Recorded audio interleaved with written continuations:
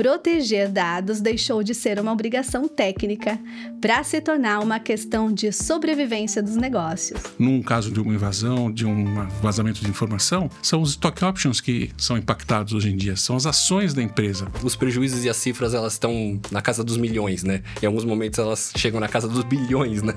As quadrilhas, né? Elas acabam fazendo um ransomware e deixando uma porta dos fundos ali para ser explorada depois. E acabam comercializando isso. Tem um dado aqui que é espantoso. 60% das violações vem de dentro.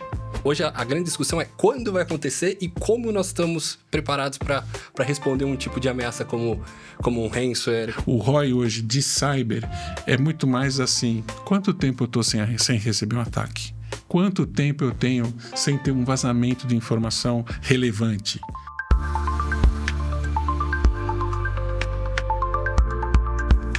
Bem-vindo ao TGT ESG Cast, o podcast em que tecnologia e estratégia caminham lado a lado. Neste episódio, nós vamos cruzar aqui o campo de batalha da cibersegurança estratégica, onde regulações rígidas, orçamentos de IA e ataques milionários vão se encontrar.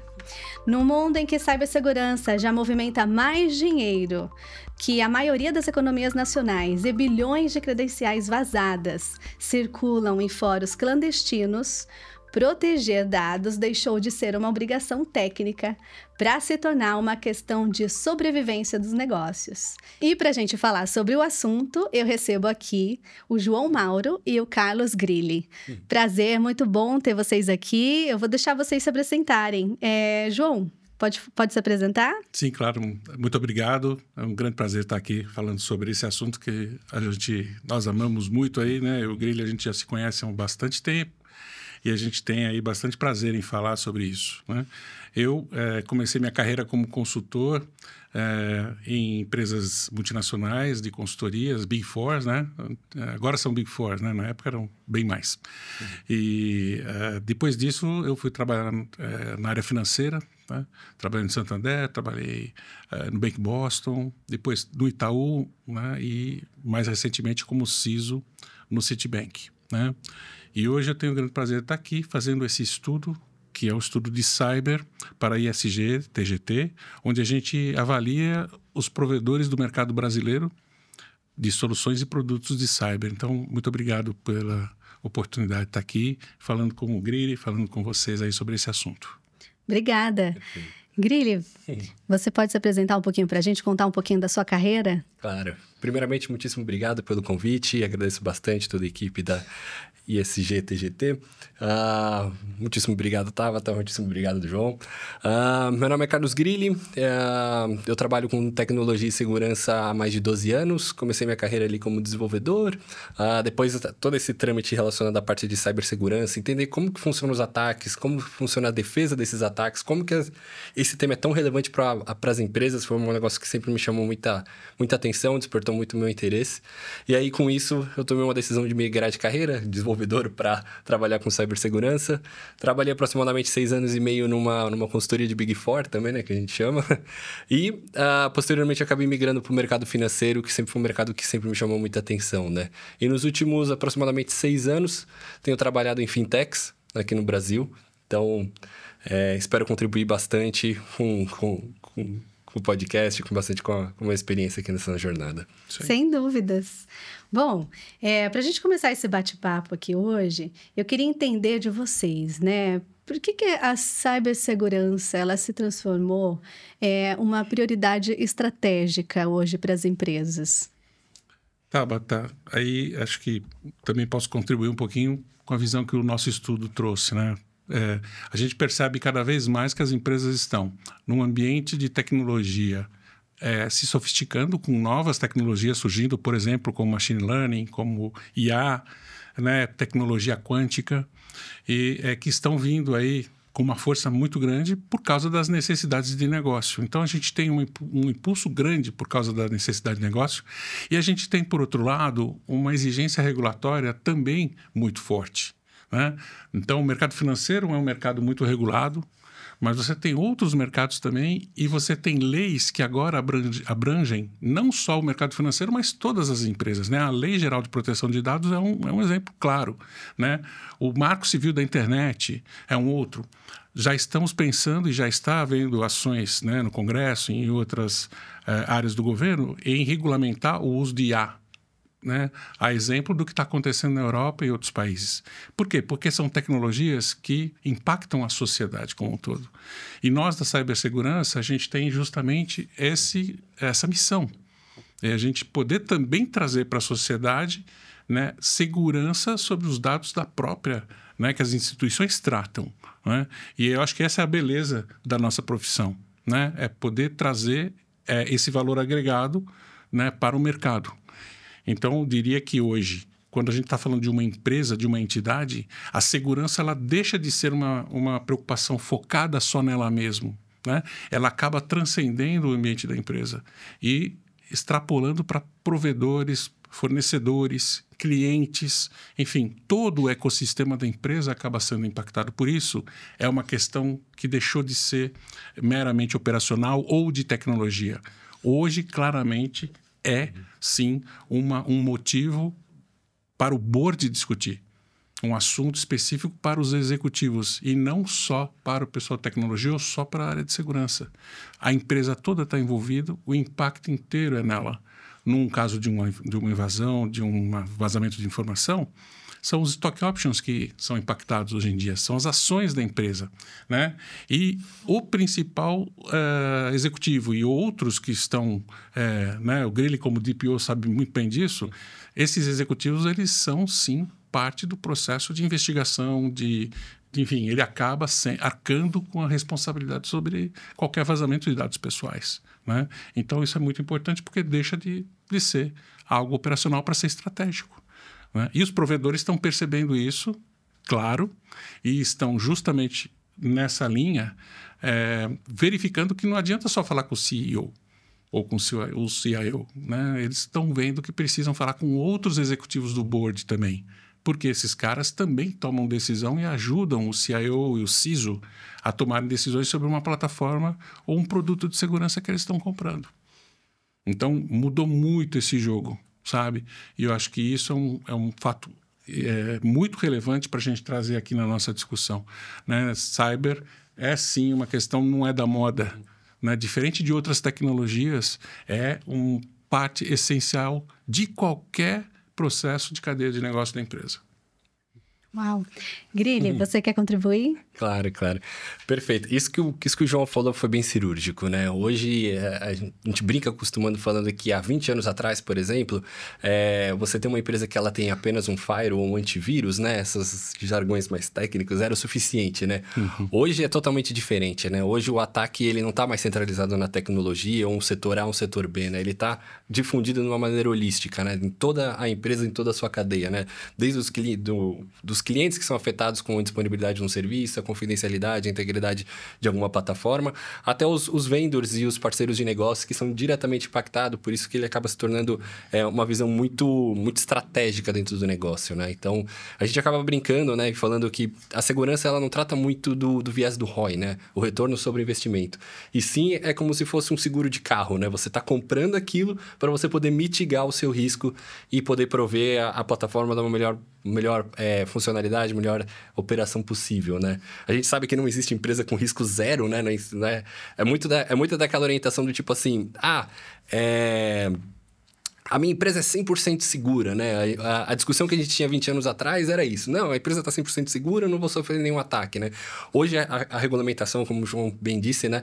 Ela é muito orientada à parte de resposta a incidente. Hoje, a grande discussão é quando vai acontecer e como nós estamos preparados para responder um tipo de ameaça como um ransomware, como uma tentativa de invasão, um vazamento de dados, alguma coisa nesse sentido, que hoje os prejuízos e as cifras, elas estão na casa dos milhões, né? Em alguns momentos, elas chegam na casa dos bilhões, né? Dependendo da companhia, do tamanho. Se for alguma coisa muito mais dedicada, por exemplo, a alguma nação, alguma coisa nesse sentido, aí ele tem um impacto muito significativo, né? Então, segurança realmente virou um negócio super estratégico, né? Então... Sem dúvidas. E você que tem aí um currículo de bastante tempo atuando na área financeira, né, Grilli? Tem um peso estratégico muito maior nesse setor? Como que é? Sim. Basicamente, assim, se eu não me engano, o setor financeiro é um dos, se eu não me engano, aquele guardião de defesa, né? Guardião cibernético. Guardião cibernético, perdão. Ele basicamente é um programa do governo que ele foca quais são as indústrias mais estratégicas para o Brasil, né? E ali tem um negócio muito interessante porque financeiro, telecom, são os que eu lembro agora de cabeça, são dos mais relevantes. E aí, por isso que no setor financeiro, especificamente, a gente tem muita regulamentação, né? E essas regulamentações, geralmente, elas são atraídas muito orientado à parte do nível executivo, atrelando um pouco do que a gente estava conversando um pouco antes em off, né? É o CPF vinculado ao CNPJ, né? Ou seja, se a gente pega, por exemplo, uma instituição financeira, para ela operar no Brasil, ela precisa ter uma autorização do Banco Central, né? E geralmente essa autorização é um conjunto de critérios super relevantes, super rígidos, justamente para manter a solidez do sistema financeiro no ar, né? E ali as regulamentações, no caso financeiro, elas são bem rígidas do ponto de vista de... se eu tiver alguma brecha, ela pode ser um pênalti, por exemplo, financeiro, ou ela pode ser um pênalti do ponto de vista de um afastamento de algum profissional, alguma coisa nesse sentido. Isso é super relevante, por exemplo, para o ambiente no qual eu estou inserido, que seria fintechs, né? Fintechs são empresas pequenas, elas tendem a rampar muito forte, né? Então, é muito significativo, é muito influente, né? E isso é uma parte boa, é um ponto de atenção, porque requer uma régua mais exigente do ponto de vista de segurança e profissionais, né? Que é uma coisa que a gente já até engata outro tema ali relacionado à parte de mão de obra, né? Qualificada. Sim. Em relação a isso. Uhum. E também é muito importante porque a empresa ela é forçada, diria assim, a investir, né? Então, acaba sendo agregando valor muito importante para o nível de maturidade e segurança, né? Uhum. É interessante isso que o Gri falou, e aproveitando um pouco mais também sobre a questão do financeiro, né, da área financeira. O Banco Central, ele existe por quê? Porque a área financeira é parte daquilo que a gente chama de infraestrutura crítica, né? Se você tiver uma falência ou um grande banco com um problema grave, você afeta a cadeia toda da área financeira. Isso é uma questão de segurança nacional também, né? Assim como ar, assim como água, assim como energia, né? Ele também faz parte da infraestrutura crítica de um país. Então, o Banco Central ele acaba sendo um regulador que ajuda a manter isso aí saudável, a manter esse ambiente, né? Esse ambiente financeiro saudável, né? E o Exército hoje, com o Guardião Cibernético, está aí também para proteger essa infraestrutura crítica, né? Então, é por isso que o Grilli disse que a questão estratégica acaba sendo super importante, né? E você tem um monte de empresas que fazem parte desse ecossistema que precisam ser protegidos. Caso contrário, você tem uma nação inteira, né? Sob um ataque, sob um problema, né? Então, é preciso pensar nisso também, né? Sim. Muito bom. Você fez o estudo ESG Provider Lens de Cybersecurity desse ano. E aí, eu queria entender, né, como que o Brasil está hoje comparado ao cenário global. Um exemplo disso, né, as questões regulatórias, né? Nós temos a Lei Geral de Proteção de Dados Europeia e sabe-se que a fiscalização é bastante rigorosa. As empresas também, quando vão oferecer um serviço, elas têm que seguir padrões rigorosos de segurança de dados. No Brasil, isso está andando, está funcionando, existe mesmo uma fiscalização? Como que as empresas estão também com relação a isso? Uhum. É uma boa pergunta, Tabata. Na verdade, é lógico que a ANPD, que é a autoridade que faz esse trabalho de supervisão, né, vamos dizer assim, no mercado, ela está tomando um cuidado que é bastante, diria, bem oportuno, que é deixar as empresas, aos poucos, entender o que é a LGPD, tomarem os cuidados necessários, mas ela não está deixando de punir quando é necessário, quando se trata principalmente de empresas que são empresas de renome, empresas que já deveriam ter implementado seus controles, né? Os provedores, eles estão muito a par disso. né? E os produtos, os serviços que eles estão oferecendo hoje, pelo estudo que nós fizemos, a gente percebe que eles estão muito bem alinhados com isso. E eles cuidam para que o cliente tenha aquilo que ele precisa em termos de produto final entregue. Né? E não poderia ser diferente. Né? A gente está falando de empresas, né? Nosso estudo inclui empresas, né, de muito bom nível. A gente tem uma régua realmente alta. Quer dizer, quem está participando hoje do estudo de cyber e dos demais estudos da ESG e da TGT são empresas que realmente são empresas relevantes do mercado. Né? E no caso de cyber não deixa de ser assim. Nós tivemos mais de 68 empresas que participaram do estudo. Né? E para você ver os quadrantes de serviços que a gente mostrou, né, como é que é a liderança, quais são as empresas que são Product Challenger, enfim, as empresas de destaque, a gente tem no máximo 25, 30 empresas. Então, nossa régua é uma régua alta mesmo. E o que a gente avalia é justamente o poder de portfólio dessa empresa, o alinhamento com a regulamentação, o atendimento satisfatório, pleno e até destacado para os clientes através das avaliações de clientes. A gente tem formas de avaliar isso também. Então, no nosso estudo, o que a gente quer é demonstrar para o mercado de cyber quais são os provedores que realmente se destacam e têm condições de fazer, na liderança deles, né, a diferença para as empresas que hoje precisam muito. Né? Nós estamos aqui justamente por causa disso. O Brasil precisa de bons provedores, né, de serviços para poder justamente defender as empresas que querem sobreviver no dia a dia sem ficar sendo atacada, sem ficar sendo destruída, né, por atores maliciosos, como a gente chama. Grilli, você falou um pouquinho, né, sobre a sua carreira, né, disse que atua hoje numa startup. Né? Sim.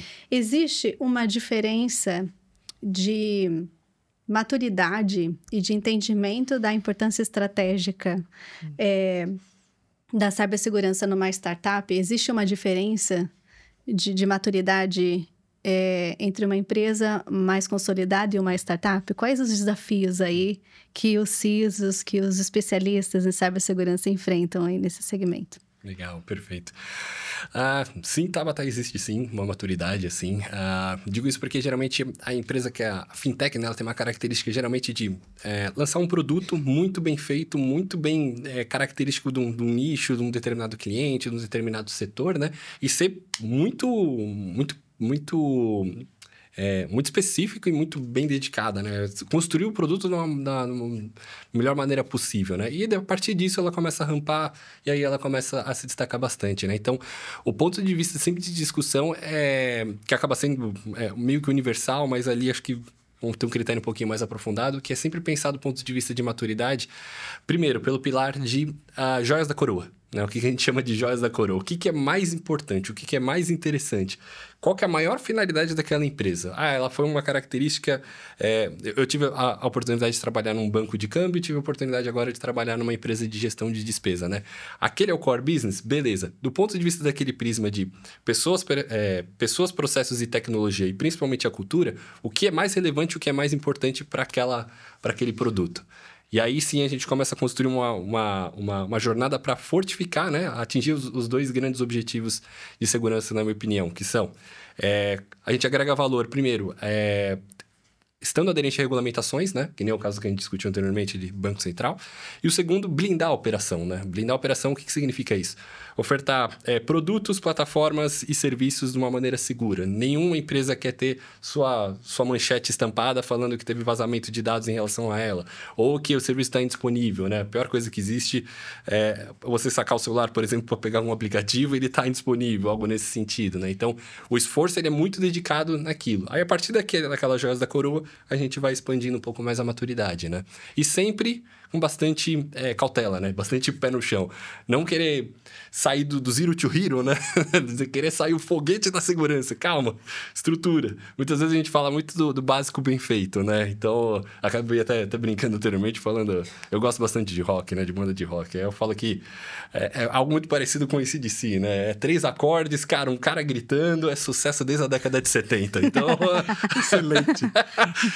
Aquele excelente dali exemplo. É o básico muito bem feito. conceito, é aquilo dali que vai ser o coração de como a gente consegue blindar, né? Então, o nível de maturidade, ele é um pouco diferente, né? Então, nesse sentido. Diferente de uma empresa mais estruturada, que eu também tive a oportunidade de participar, bem estruturada, com equipes multidisciplinares maiores, com investimento em tecnologia maciço, né? Então,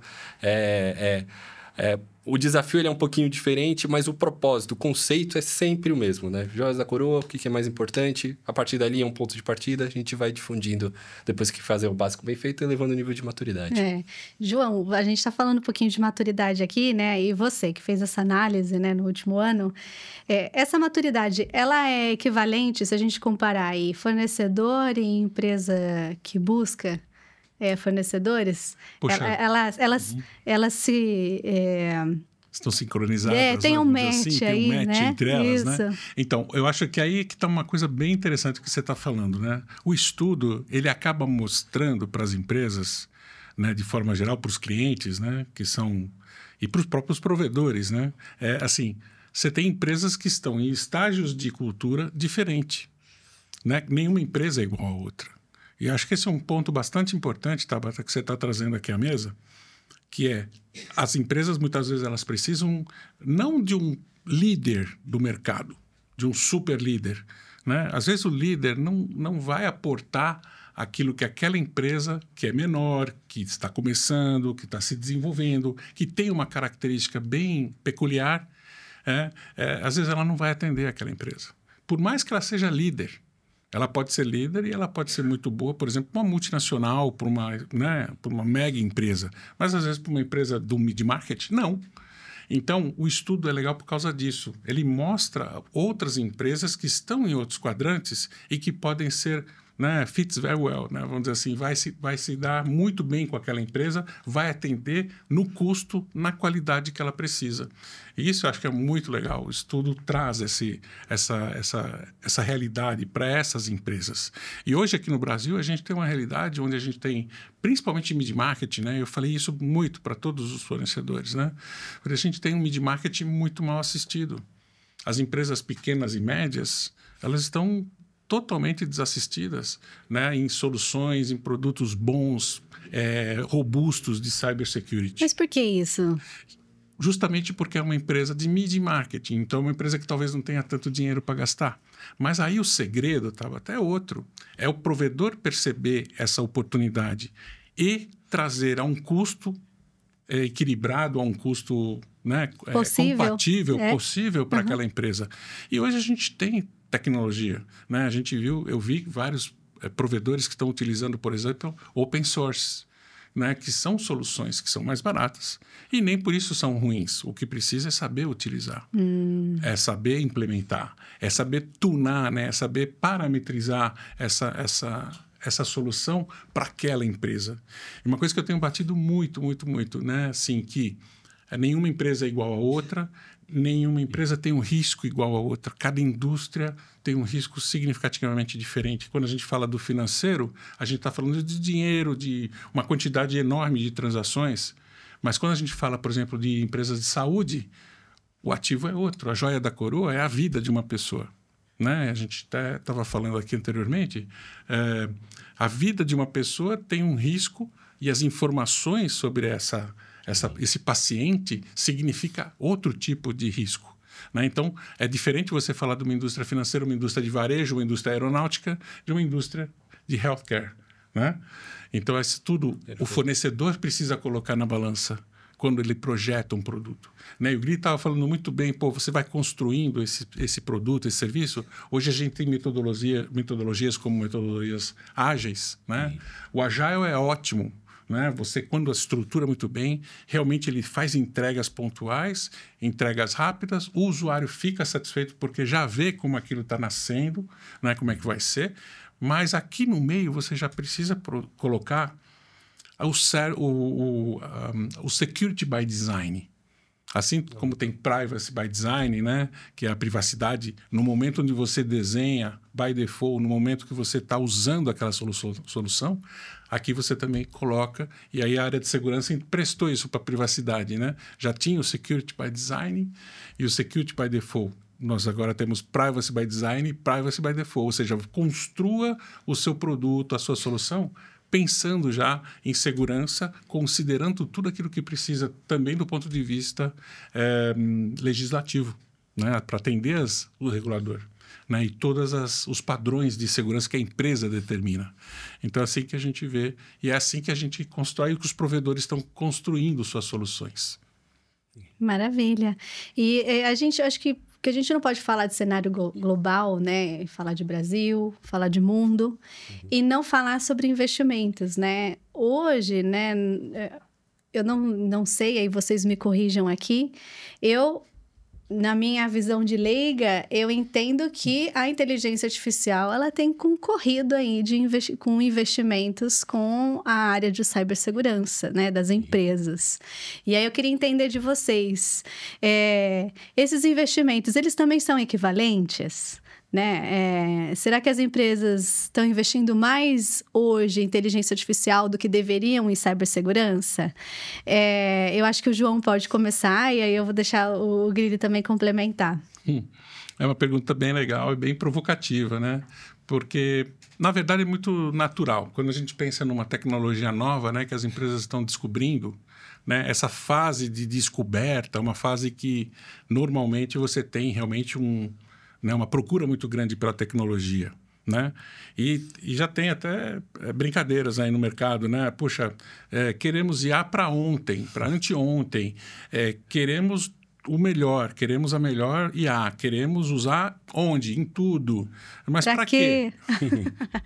Pegou, né? You got it. Pegou. Para quê? Não sei. A resposta tem sido não sei exatamente por que ainda, mas o meu concorrente tem. Então, eu estou com medo de ficar para trás, João. É verdade, né? Muitas vezes a gente tem que pensar nisso também. Pô, de repente, eu posso estar ficando para trás. Mas aqui na questão da IA, e igualmente na questão de quantum, né, de quantum safe, que seria a computação quântica, a gente tem que pensar que quando você introduz uma tecnologia dessa, você também está introduzindo riscos. E esse é um ponto que é crucial. Às vezes as empresas estão pensando no quanto isso aí traz de economia de mão de obra, ou pode trazer de economia de redução operacional, redução de tempo, né? Mas pode não estar enxergando quais são as medidas de governança, né, Grilli, que precisam ser implementados para usar isso de forma adequada, sem você ter vazamento de informações que são informações confidenciais. A gente não pode esquecer que a inteligência artificial está na nuvem. Então, onde que essa informação toda vai parar? Então, assim, fazer isso de uma forma governada, de uma forma inteligente, de uma forma estratégica, é crucial. Você falou de investimento, sim. E há, em várias pesquisas que eu vi, né, no nosso estudo, a gente percebeu, inclusive os próprios provedores, eles todos usam e estão tentando tirar o máximo possível de proveito dessa tecnologia, com toda razão. Porque isso significa você ter menos tempo, né? Maior rapidez na identificação, por exemplo, de um ataque, de um evento, né? A IA tem essa capacidade, se ela for bem ensinada, né, a detectar movimentos sutis que podem sim trazer pistas de um ataque, né? Ela também pode ajudar a fazer todo o correlacionamento, e hoje é isso que está acontecendo, correlacionar os fatos para perceber, poxa, aqui a gente está tendo um ataque malicioso, porque está entrando por essa porta, está tentando acessar aquele servidor, né? Então, tudo isso a IA consegue fazer de uma forma muito, muito boa, mas ela também está trazendo riscos de tomada de decisão incorreta. Ela também pode trazer riscos, assim como o quantum safe, né? quanto a tecnologia quântica, de quebrar, de facilitar a quebra de uma criptografia, por exemplo, que é para isso que o computador quântico existe, para uma velocidade de processamento espantosa. Hoje, nosso poder de processamento não consegue quebrar uma criptografia, né? Os próximos processamentos que são quânticos, eles vão conseguir quebrar.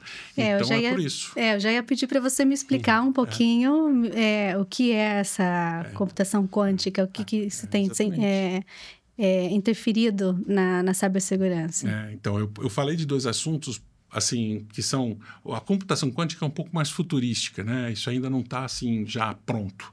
Mas a computação quântica é justamente o poder de processamento é tão grande, tão forte, que você consegue fazer o que hoje não se faz ainda com o nosso poder de processamento atual, que é quebrar um algoritmo de criptografia. Então, com a computação quântica disponível, você vai conseguir quebrar esses algoritmos. Então, os fornecedores precisam se preparar, os usuários precisam se preparar para também usar isso de forma adequada. Assim como os hackers usam a inteligência artificial, eles também vão usar a computação quântica. Então, tudo isso a gente precisa pensar. É por isso que eu toquei nesses dois assuntos. Ambos podem ser usados para o bem e para o mal. Né? IA já e computação quântica daqui a algum tempo, aí, não muito longe. Né? E no estudo você identificou fornecedores que já estão usando computação quântica? Sim, existem já provedores que possuem essa tecnologia, já estão desenvolvendo, né? Notadamente os fornecedores, os fabricantes, né? Eles têm já esse tipo de tecnologia sendo desenvolvida. Né? Então, não vai tardar. Então, por isso que os provedores precisam pensar de como vão ajudar as empresas e as próprias empresas também, como é que elas vão se defender disso, como é que elas vão trilhar esse novo caminho, esse desafio aí que é grande. Tá? E você, Grilli, tem visto essa computação quântica sendo aplicada aí na prática? Eu tenho observado mais um pouco do que o João comentou, né? Hoje o mercado usa amplamente um tipo de criptografia chamada RSA, né? E com a computação quântica, essa criptografia que até então era impossível, né? Ou quase impossível de ser quebrada, ela vai ser facilmente, vou chamar assim, né? Burlada, né? Nesse caso, né? O que isso significa na prática, né? Por exemplo, existem alguns sites que você consegue, por exemplo, mensurar qual que é o tamanho da complexidade da sua senha, por exemplo, né? Então, quando você coloca lá... E isso é baseado... O quanto que você consegue craquear a sua senha é baseado muito na parte da computação, né? Então, você colocar uma senha de, 6 dígitos numéricos, ele vai falar, isso daqui é quase instantâneo. Mas se você pegar uma senha de, por exemplo, 12 caracteres, maiúsculo, minúsculo, especial, letra, número, enfim, uma infinidade de coisas, a princípio ele vai falar assim, eu consigo quebrar em 1 ano, em 2 anos. Com a criptografia quântica, isso reduz quase que instantâneo, né? Porque a capacidade de processamento ela é altíssima, né? Isso vai fazer... isso vai ser determinante, né? Isso vai ser uma virada do jogo, né? Então, com certeza. E com relação à inteligência artificial, né? Nós falamos de investimento, mas hoje também a inteligência artificial tem sido uma ferramenta de apoio nas suas estratégias de cibersegurança, por exemplo? Sim. Eu gostaria de destacar dois temas super relevantes sobre IA. Estou utilizando bastante. O primeiro, ambos foram citados pelo João, é a primeira parte de governança, que acho que é importantíssimo, né? Hoje o que eu observo assim, muito da minha experiência, assim, do meu lado que eu enxergo, né? Hoje, se a gente não conseguir declarar muito bem a governança, ela acaba se tornando um problema. O que eu digo assim? Vou pegar um exemplo prático. A gente faz reuniões no Meeting, reuniões ali no Teams, né? Basicamente esses comunicadores. E sempre tem algum profissional que vai lá e coloca uma inteligência artificial, né? O que a governança consegue contribuir? Em vez de eu usar 3, 4, 5, 6 provedores diferentes, por que eu não uso um só? E a ideia é, eu uso aquele cara que eu já tenho um relacionamento comercial, eu já tenho termos de uso, eu já tenho um SLA, eu já tenho um termo de confidencialidade. E se for aquele cara o que melhor atende, que também entre contradição, porque não vai existir uma bala de prata, então eu adoto 1, estourando 2, algo nesse sentido. E aí eu entendo mais como é que funciona a empresa numa visão mais holística e tento... Qual que seria as IAs que melhor contribuem, né? A gente fala muito de segurança e custo-benefício, né? Aquela que melhor contribui para a gente adicionar valor dentro da companhia, né? E o segundo caso é um caso muito interessante também, levantado pelo João, que é como a gente acaba utilizando, por exemplo, inteligência artificial para identificar comportamentos de ataque, né? Então, semana passada foi incrível, porque o pessoal da minha equipe que trabalha comigo lá, dá um abraço para eles. Eles trouxeram um negócio muito interessante, né? Do tipo, como é que você captura uma tentativa de ataque? Geralmente você coleta os logs, né? Os logs dentro de uma ferramenta chamada SIEM, né? O Security Information Event Management, né? O que esse cara faz? Ele pega logs de diferentes tecnologias, processa aquilo e entende o comportamento. O que a IA fez que eu achei incrível, né? Na prática, isso para um analista é aquele conjunto de logs, né? Um conjunto de linhas, registros ali, né? De trilhas de auditoria. E a gente jogou uma pergunta totalmente aberta, né? Do tipo assim, o que está acontecendo aqui? bem genérica, né? Bem ampla. E a capacidade de processamento de toda a IA, entendimento, levando em consideração também um pouco do contexto, né? Que ela já estava rodando também, entre o critério do machine learning, ela já estava rodando há um tempinho dentro do ambiente. ela cuspiu um resultado falando assim, tem um eventual problema relacionado a talvez uma conta, algum bloqueio de tentativas, esse IP é um pouquinho esquisito. Minha sugestão é que você execute o passo A, B e C. Então, isso daí... na minha opinião, foi incrível, porque é uma diferença também, assim como a parte de processamento e criptografia quântico, que é a virada de jogo, né? Em vez de um analista, um profissional da equipe ficar horas ali destrinchando, cavando, né? A gente ficava falando que muito é peneirar, né? Você fica peneirando log. Poxa, ela já conseguiu interpretar e trazer resultados incríveis ali com tomadas de decisões super rápidas, né? Então, isso antecipa, né? Se eu não me engano, tinha um estudo que a gente viu que o atacante ele fica mais ou menos dentro do ambiente por mais de 180 dias, alguma coisa assim. Não lembro se era do Ponemon ou do DeBeer, enfim. É um desses relatórios super importantes da parte de cybersecurity no mercado, né? Então, imagina, o que a gente costuma brincar é que o time de ataque, o time de defesa, os hackers, os grupos ativistas, coisas nesse sentido, aquela galera que tá visando a maldade, né, que a gente acaba brincando, é muito mais fácil eles quebrarem a porta, eles têm uma infinidade de ferramentas e métodos diferentes do que o reconstruir a porta. A gente sabe que para reconstruir a porta é sempre aquele meia dúzia de conjuntos ali que a gente já sabe, né? Então, eu tenho que buscar uma madeira, uma fechadura, eu uso determinadas ferramentas, né? Agora, para quebrar, você tem uma infinidade, né? Então, por isso que a gente sempre acaba falando o quê? A gente está sempre um passo atrás em relação à invasão, em relação ao vazamento. E ter uma possibilidade de utilizar uma inteligência artificial para poder diminuir esse tempo, né? E poder atuar em quase tempo real em determinadas ocasiões é importantíssimo. Importantíssimo. Muito legal. Grilho, eu queria aproveitar e te perguntar aqui, né? Pedir para explicar para a gente um pouquinho o que é o Ransomware as a Service. E como que esse mercado tem movimentado aí mais de 9 trilhões, né, de dólares no mundo? Perfeito. O Ransomware as a Service é o que a gente chama do ataque de sequestro de dados, né? O que significa isso? Geralmente, você está conectado ali numa máquina, por exemplo, estou usando um Windows, um Linux, um Mac, alguma coisa nesse sentido, ou um navegador como Chrome, um Edge, enfim, uma determinada tecnologia que você usa no seu dia a dia. Ele identifica, por exemplo, uma vulnerabilidade, né? Uma fragilidade dentro do sistema, alguma coisa que foi desenvolvida do dia para a noite e o fabricante não teve tempo suficiente para aplicar um remédio, uma vacina, né? Criar alguma coisa nesse sentido, né? É o que a gente acaba muito falando dos famosos Zero Day, né? Então, tem até uma série muito interessante no Netflix que é bem orientada a esse tipo de ataque, né? Vou chamar assim, né? Esse tipo de ransomware. E aí, o que acontece? Esse ataque ele se tornou mais comum nos últimos anos porque ele explora essa vulnerabilidade e, diferente dos malwares tradicionais, ele faz um sequestro de dados. O que significa isso? Geralmente, ele coloca a sua tela vermelha, preta, alguma coisa nesse sentido, e ele puxa um sequestro de dados que a gente chama de um algoritmo gigante, né? Geralmente uma linha de código, alguma coisa assim, um pagamento numa moeda criptografada, né? Vou chamar assim, um Bitcoin, um Ethereum, alguma coisa nesse sentido. E aí ele pede, mediante aquele resgate, uma promessa de que, se você pagar, eu vou liberar o seu notebook, o seu servidor, alguma coisa nesse sentido, né? Então, o que a gente chama de Ransomware as a Service faz parte dessa parte de cybercrime que se tornou altíssima e uma coisa muito, muito mais profunda e muito mais momento, né?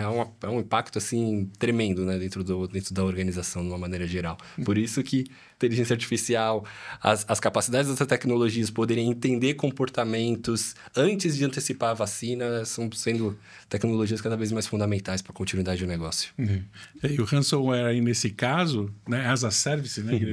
Pior ainda, né? As quadrilhas, né, de ransomware, elas acabam fazendo um ransomware e deixando uma porta dos fundos ali para ser explorada depois. E acabam comercializando isso. Por isso que é Ransom as a Service.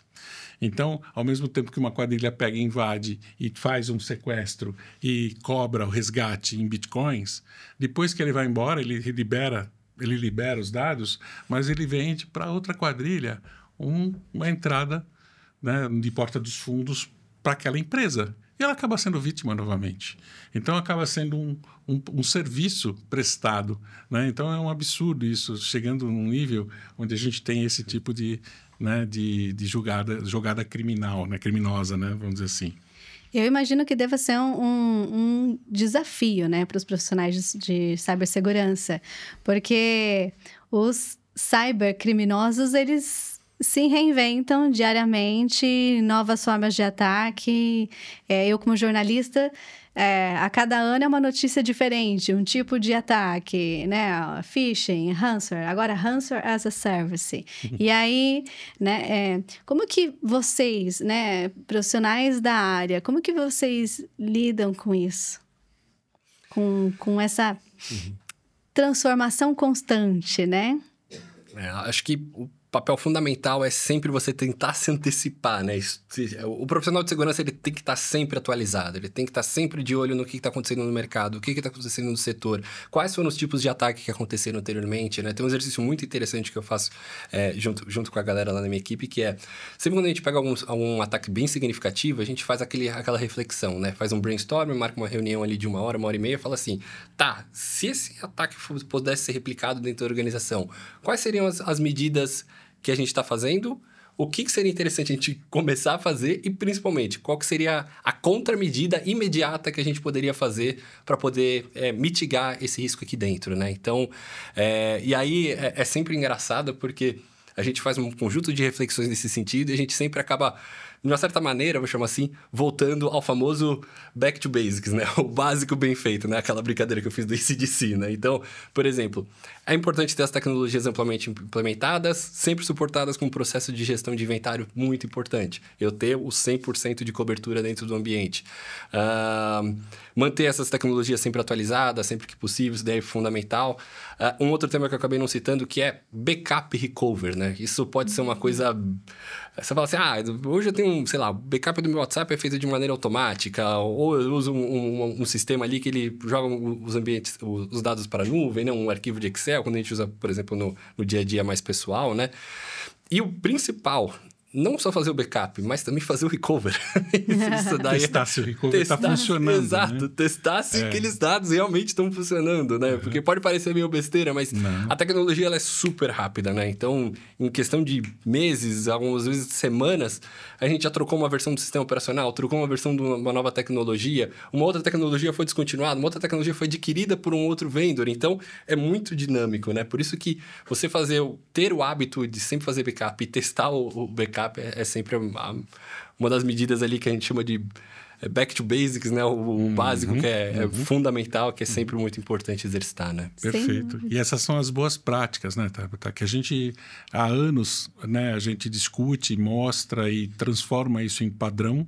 Assim como já tem padrões como a ISO 27000, assim como tem PCI DSS, o CIS, o NIST, eles pregam justamente isso. Isso, no nosso estudo, por exemplo, é um dos produtos e uma das avaliações que a gente fez. As empresas que prestam esse tipo de serviço, que é consultoria estratégica, que é justamente assim, como é que realmente eu estou no meu ambiente? Eu estou fazendo esse tipo de backup? Eu estou fazendo as verificações? Eu estou criptografando esse backup justamente para se esse backup, de alguma forma, sair da empresa, eu não perder meus dados? Né? Então, tudo isso você pode avaliar. Né? E não é à toa que a gente teve aí um aumento significativo do custo médio, né, dos incidentes. Né? A gente teve um aumento de 10%, de 4,8 milhões hoje. Né? Corresponde hoje a 4,8 milhões o custo de um incidente, né, em média, no mundo. Né? Isso é o maior valor desde a pandemia. O Instituto Ponemon, junto com a IBM, faz esse estudo anualmente e a gente viu que houve esse aumento exacerbado. Mas por quê? Porque acaba sendo cada vez mais caro você ter as infraestruturas e as ações necessárias para você conter um incidente desse tipo. Por isso que uma das coisas que eu percebo a gente tem que ter uma forma de threat intelligence, né, que seria inteligência contra essas ameaças, eficiente a ponto de você até evitar desse ataque acontecer. Eu acho que o futuro está muito por aí, sabe? Falando um pouco de inteligência cibernética, estar preparado e fazer com que o seu ambiente nem receba um ataque, para que você não tenha custos em ter que enfrentá-lo. Né? Grande parte desses quase 5 milhões diz respeito justamente a isso. É você, depois, recolocar tudo para funcionar de novo, né? Os sistemas que quebraram, né? Os sistemas que foram avariados, né? Custos judiciais, especialistas, forense, para poder entender o que aconteceu, como foi o ataque. Então, tudo isso é um custo enorme, além dos custos que continuam. Depois que você sofre um ataque, né, isso é o que às vezes as pessoas não pensam, o custo dele continua, porque você perde cliente, você tem sua mensagem deteriorada no mercado, né? Então, tudo isso são custos que são muito altos, né, para as empresas. E aí, o uso de tecnologias novas, né, junto com SOC, né, um SOC, né, um Next Gen SOC, né, um Next Generation SOC, que é um SOC de próxima geração, onde você avalia o que está acontecendo, você tem maior percepção de alterações sutis no comportamento, né, da sua empresa. Você também tem Zero Trust, que é você não confiar naquilo que está acontecendo, né, nos usuários que estão entrando na rede. Então, o Zero Trust hoje é uma tendência também muito forte, né? O ZTN, que é o chamado ZTN, é você usar toda a segmentação que existe, né, toda a separação que existe dentro do ambiente e você checar todo e qualquer usuário que tente acessar algum recurso, né? Então, mas hoje a gente vive um problema. A gente tem hoje no Brasil ainda, né, e falar do cenário nacional é importante, você tem ainda empresas que estão pouco preparadas, pouco maduras. Sim. Nesse sentido. Então, há muito tempo a gente já fala, além de você ter todos esses cuidados, você também tem que segmentar sua rede. Além dos backups, segmente sua rede, segregue ambiente de produção, teste, desenvolvimento. Hoje, com a nuvem, isso ficou muito mais fácil também, né? Mas duplo fator de autenticação. Exato, duplo fator de autenticação, uma série de coisas que já existem e que precisam ser explorados, né? Para depois você pensar em microsegmentação, em Zero Trust, porque senão você não tem as bases, é aquilo que o Greeley bem falou. Se você não tiver o básico bem feito, né? Se você já não tiver as boas práticas de partida, é muito difícil você conseguir sair para novas formas de proteção como essas daqui. Né? Vai sair mais caro, vai ser mais difícil, vai sofrer bastante mais. Sim. Né? Sem dúvida. E aí vocês comentaram aqui para mim em off, antes da gente começar a gravar, sobre algo que eu achei extremamente curioso, né? E me disseram que já é algo praticado no Brasil. É o seguro para profissionais de cibersegurança e também para as empresas. Como que é isso? Você tem... Lógico, né? Não só para os seguros, não só para os profissionais de cyber, né? Para outros tipos de profissionais onde você tenha um risco, né? Da sua profissão, no seu exercício, né? Médicos e outros profissionais têm esse seguro, né? Mas mais ainda, né? Acho que o que está acontecendo agora bastante e que eu vi nos nossos estudos aqui, né? De cyber, da ESG e da TGT, são empresas que colocam dentro do seu portfólio disponibilidade de seguro cibernético para os seus clientes. Isso já está ali embutido no serviço do provedor. Assim, a gente já viu, por exemplo, SOC, né, que o Next Generation SOC, que é você ter um SOC, né, o Security Operations Center, mas já tem serviços também acoplados de, por exemplo, seguro cibernético, sala de crises, enfim, suporte, né, de outros tipos que são forense, por exemplo, análise forense daquilo que aconteceu de uma forma, inclusive, onde você consegue disponibilizar isso para o juiz, né, legalmente, porque isso precisa ser feito de uma forma adequada para não destruir as provas do ataque, da entrada, né, do roubo das informações. Então, tudo isso está começando a ser um aumento de portfólio que é avaliado no nosso estudo também, porque são diferenciais que essas empresas estão trazendo para o mercado. Uma coisa que o João comentou que é super importante, né? Como que a empresa mede, como que ela mensura, como que ela cria, como ela adquire o seguro cibernético? Lembra que segurança sempre foi uma disciplina de gestão de riscos, né? Então, assim, se eu tenho mais exposição a risco, o seguro ele vai ser mais caro, né? De uma maneira geral. Então, novamente, a gente volta para o básico bem feito, estrutura de uma maneira mais organizada. Como que a gente consegue adquirir mais credibilidade? Estando aderente, por exemplo, a uma ISO 27001, né? Que a gente brinca que a ISO 27001 ela tem como missão implementar o sistema de gestão de segurança da informação. O que significa isso? Eu costumo brincar que acho que é a maneira mais fácil de poder explicar. É como se fosse na época da Copa do Mundo, que a gente estava no Brasil, a gente tinha o padrão FIFA. A ISO é como se fosse um padrão FIFA de segurança. Ele é internacionalmente reconhecido para aquele determinado escopo. Você pode certificar, por exemplo, uma empresa, um produto, um prédio, um ativo, alguma coisa nesse sentido.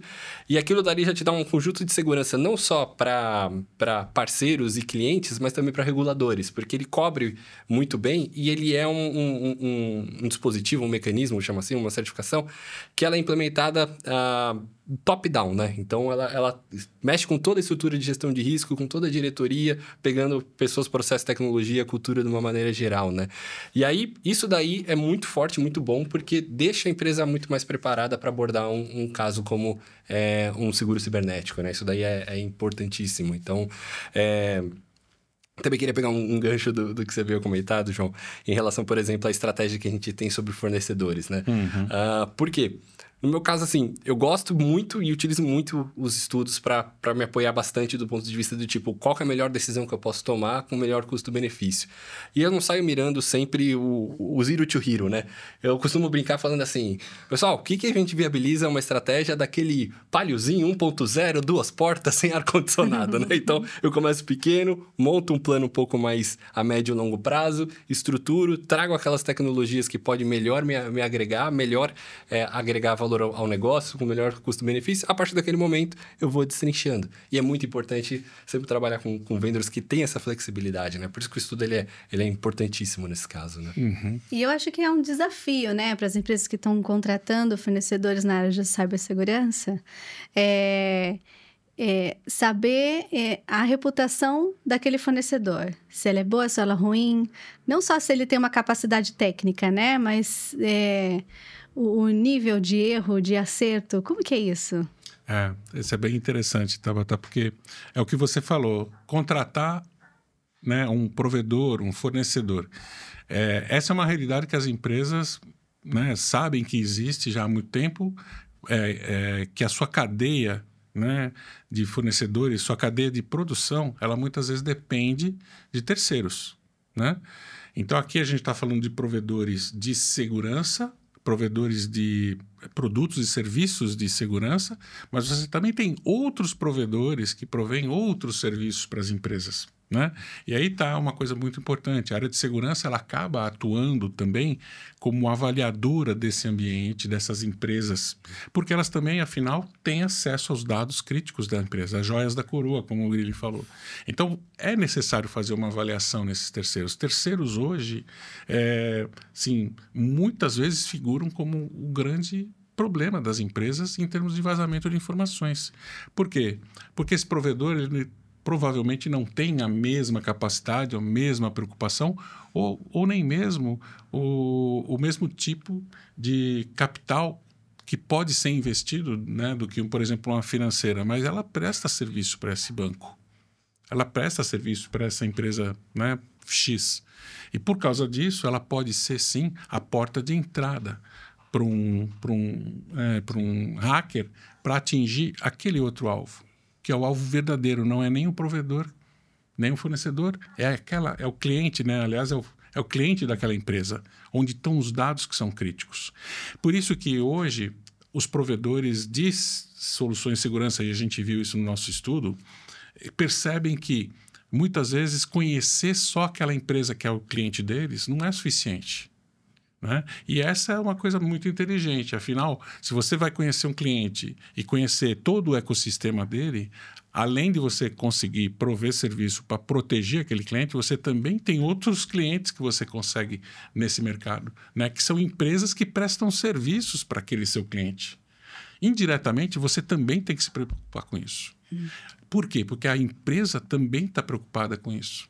O board sabe que o vazamento de informação pode não acontecer somente naquela empresa, mas sim nos parceiros dela, né? A gente não tem mais um limite como existia antes, né? O nosso limite ele não está restrito as nossas paredes mais, né? Com a internet, com o processamento remoto, né? Com a conexão remota, com a nuvem, tudo isso, a gente ampliou demais a nossa superfície de ataque, né? E os provedores os fornecedores que prestam serviço para essas empresas estão também na mesma situação. Então, muito legal a gente ter visto no nosso estudo, né, da ISG Provider Lens, da TGT, que esses fornecedores acabam percebendo, conversando com os executivos das empresas, conhecendo melhor esse ambiente, justamente porque, além de eles verem mais oportunidades, eles acabam protegendo o ecossistema como um todo e não somente aquela empresa. Então, eu acho que essa é um grande diferencial também. E a gente avalia muito como que essas empresas que fornecem serviços, né, estão observando esse ambiente como um todo. Tanto nos diagnósticos como serviços estratégicos de segurança, quanto, por exemplo, num SOC, quanto num XDR, né, que são produtos específicos de segurança e o nosso estudo avaliou também. Você falou aqui de ataques que podem ser direcionados aos provedores, porque fornecem um serviço para outra empresa que é o alvo. E aí, acho que a gente pode falar um pouquinho sobre o Insider Risk, né? Tem um dado aqui que é espantoso. 60% das violações vem de dentro. E aí, agora, como se proteger, né? Como proteger uma empresa? Porque é um desafio. Como você controla pessoas que têm acesso a absolutamente tudo? E aí, quem pode responder essa pergunta? Podemos. Acho que um ponto aqui que você tocou é bem interessante, que fogo amigo, né? Muitas vezes, né? Você fala, vem de dentro da minha empresa. Né? E agora, pensa só que hoje a gente tem, como eu falei, novas tecnologias. Então, o uso exacerbado, o uso descontrolado de um IA acaba trazendo, né, uma possibilidade de vazamento muito grande. Né? E são, assim, informações grandes que mais de 70% das empresas do Brasil já tiveram algum impacto de incidente motivado por IA. Uau! Por que eu estou dizendo? A gente está ampliando o nosso... Nós já estamos ampliando o nosso ambiente de risco. Né?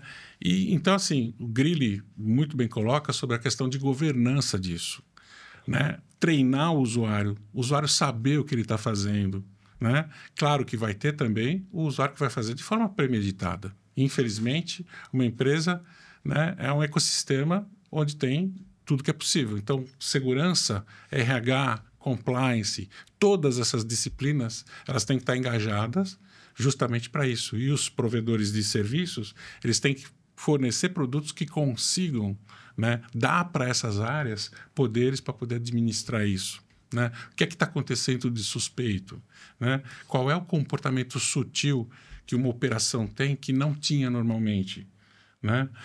Então, são pontos que hoje a gente já tem, através da IA, através do machine learning, né, formas de a gente detectar isso e poder tempestivamente mostrar para os executivos. Né? A gente hoje tem painéis desenvolvidos por fornecedores aqui de forma muito inteligente, onde junta diversas informações, né? E eu digo que Threat Intelligence o canal é o ponto importante para o futuro, é você ter um nível de inteligência de ameaças tão forte a ponto de você não ter mais tanto ataque quanto você tem antes. Então, juntar tudo isso e mostrar para o executivo, eu acho que é a grande arte, né, que a área de segurança tem agora pela frente como desafio. Você falou que uma das áreas, né, da empresa, falou do RH. E aí, eu acho que é um desafio, né? Você contratar certo um profissional de cibersegurança. O que você, Grilli, por exemplo, se atenta na hora de buscar esse especialista para trabalhar com você? Legal. A primeira coisa, né? A gente foca muito no técnico, né? Que eu acho que essa é a grande paixão, né? Que a gente gosta de tela preta com letra branca, né? Mas acho que, assim, o que eu busco sempre para encontrar um bom profissional geralmente desenvolvo um roteirinho, né?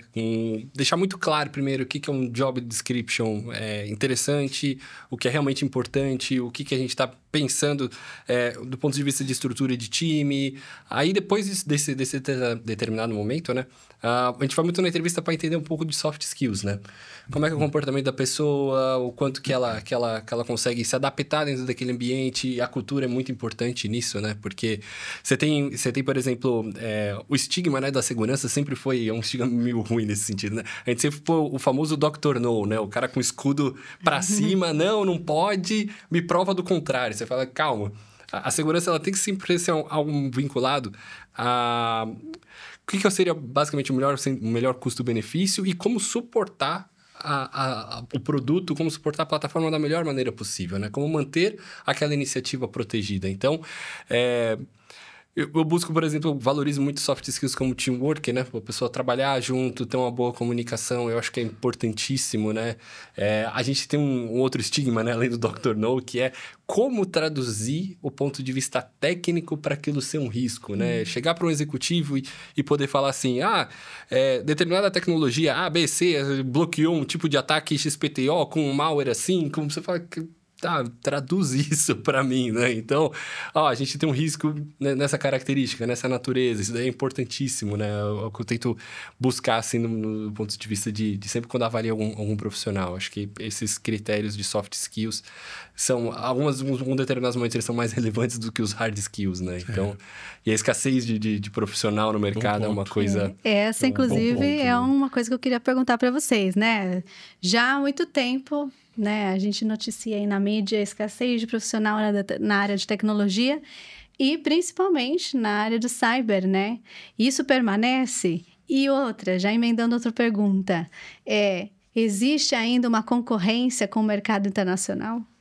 Por esses profissionais? Sim. Porque eles estão de olho ali. Tem muito profissional bom de cibersegurança atuando fora do país, né? Tem, muito boa sua pergunta. Hoje a gente tem pesquisas aí que apontam um gap de mais ou menos 750 mil profissionais de segurança para o Brasil. Não estou falando mundial, estou falando para o Brasil. Né? E nos Estados Unidos e outros países, a questão da certificação é um balizador bem importante. Né? Então, você vê a quantidade de vagas que existem, conhecendo que existem X pessoas certificadas e faltam mais Y. Quer dizer, o valor é muito alto. E aqui no Brasil isso é uma verdade. Essa escassez está muito forte aqui. Né? E aqui tem um ponto bastante importante também, quando a gente fala do que a gente fez de estudo aqui, né, do nosso estudo de cyber, é que a gente percebe que, apesar de haver essa falta de mão de obra no mercado, os provedores acabam, né, se consagrando como um fornecedor também desse tipo de mão de obra. Porque as empresas, onde elas vão buscar? Nas empresas que fornecem serviços. Né? Aqui estão, né, os grandes caras de tecnologia, geralmente os caras mais bem formados, os caras que têm oportunidade, que têm experiência. Né? E por quê? Porque um profissional, como o Grilli falou, de cyber, ele não tem que olhar só a questão tecnológica. Soft skill é primordial. Né? Eu, como gestor, era uma das coisas que fazia muita falta, você saber conversar com o cara da linha de negócio e mostrar para ele que ROI, na questão de cyber, ROI não é só dinheiro, não é só questão grana. Né? O ROI hoje de cyber é muito mais assim, quanto tempo eu estou sem receber um ataque? Quanto tempo eu tenho sem ter um vazamento de informação relevante? Quanto eu vejo que meus usuários não mandam mais ou não caem em phishing? Então, o ROI, o nosso ROI de cyber, ele está passando por uma metamorfose forte. Né? E o CISO, ele precisa saber mostrar isso no board. Né? Então, eu acho que esse é um desafio bem legal, sim, que agora a gente percebe mais claramente e que 10, 15 anos atrás a gente não conseguia perceber. A gente se esforçava e a gente tentava dar um número e assim, impossível, desnecessário até. Hoje a gente consegue comprovar muito mais através desse tipo, né, de argumento para o board. Isso é muito mais visível e, através disso, os executivos ficam muito mais confortáveis realmente em investir numa determinada solução. Né? Junto com outros executivos, sempre lembrando que não é mais só o CISO que toma a decisão junto com o CIO ou CEO. Você tem os outros, que são da linha de negócio, os DPOs, né? Os Chief of Innovation, ou seja, você tem um monte de outros, né, animais nesse ecossistema, nessa floresta aí, que são importantes e que não é somente o CISO que toma essa decisão, tá bom?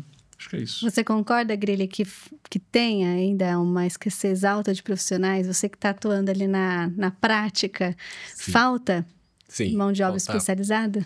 Falta, na minha opinião, falta. A gente... assim, segurança, né, sempre acaba sendo aquela intersecção, entre tecnologia e gestão de riscos, né? Isso que o João comentou é fundamental. Soft skills do cara conseguir comunicar, conseguir conversar, conseguir traduzir, isso já é meio caminho andado com toda certeza.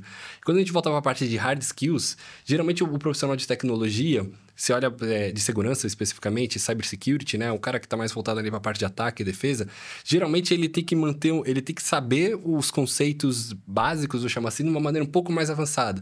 Porque, por exemplo, como é que ele vai conseguir atacar e defender um web application, né? Uma aplicação web, se ele não conhece o básico de aplicação. Mesma coisa banco de dados, mesma coisa redes, enfim. Então, dispositivos mobile, né? Então, a gente fala que geralmente a régua de segurança é um pouquinho mais acima, né? Nesse sentido. Então, mas ele precisa ser um expert de banco de dados, sistema operacional? Não.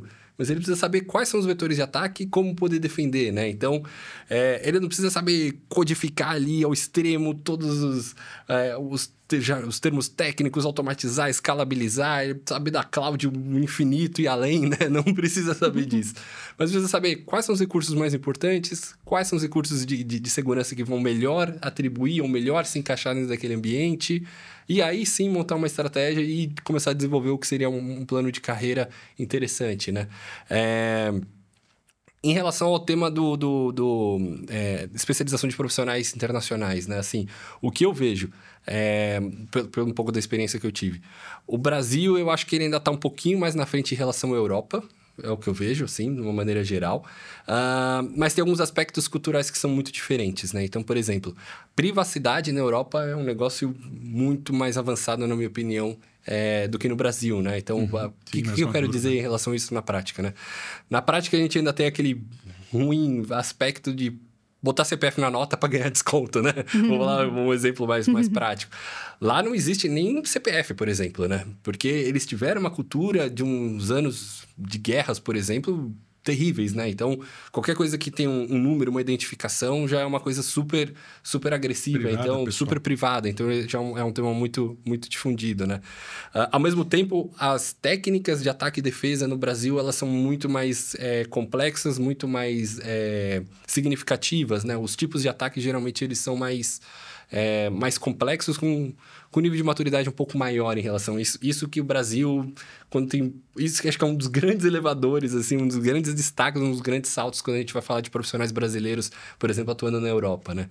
Agora, nos Estados Unidos é um cenário um pouquinho diferente, né? Os Estados Unidos já têm uma cultura muito enraizada do ponto de vista militar, né? Então, o investimento já foi muito mais forte e a cultura também deles é um pouco diferente, né?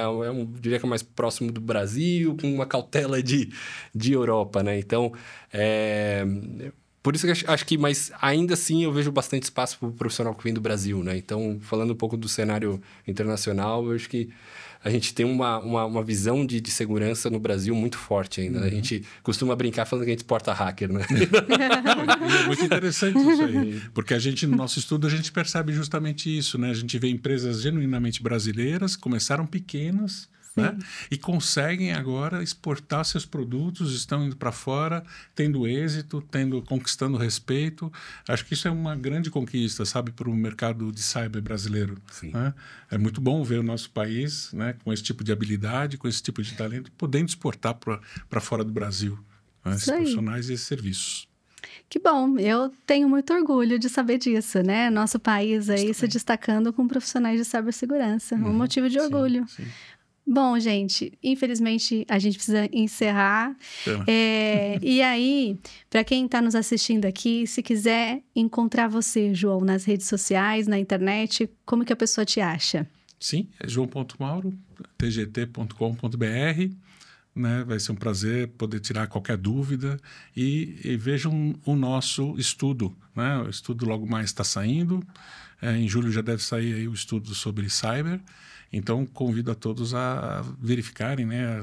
A observarem esse estudo, esse trabalho que foi feito, que foi bastante complexo, bastante trabalhoso, mas que eu acho que vai contribuir muito para o mercado brasileiro de cyber. Isso aí. E quem quiser ter acesso ao estudo pode acessar o site tgt.com.br. E, Grilli, como que as pessoas fazem para te encontrar na internet? Quiser trocar uma ideia, conversar com você, falar sobre trocar experiências. Legal, perfeito, Tabata. LinkedIn, acho que é o melhor canal ali. Eu sempre estou bastante conectado, né? Então, LinkedIn, carlos.grilli também. É possível me encontrar. Estou sempre disposto a um tema que eu adoro, conversar bastante. Então, e novamente, agradeço bastante pelo convite. Maravilha. Bom, e se você tem uma empresa que é provedora, fornecedora de serviço na área de tecnologia e não participou dessa edição do Estudo ESG Provider Lens, você pode também procurar o canal da TGT para poder participar da próxima edição. É um estudo que acontece anualmente, né? Sim. E aí quero te convidar, né? Você, nosso ouvinte, telespectador, porque a gente está no YouTube, também no Spotify, para se inscrever nos nossos canais. E é isso. Obrigada, pessoal. Obrigado a você, tá? Obrigada a você que nos assistiu e até a próxima.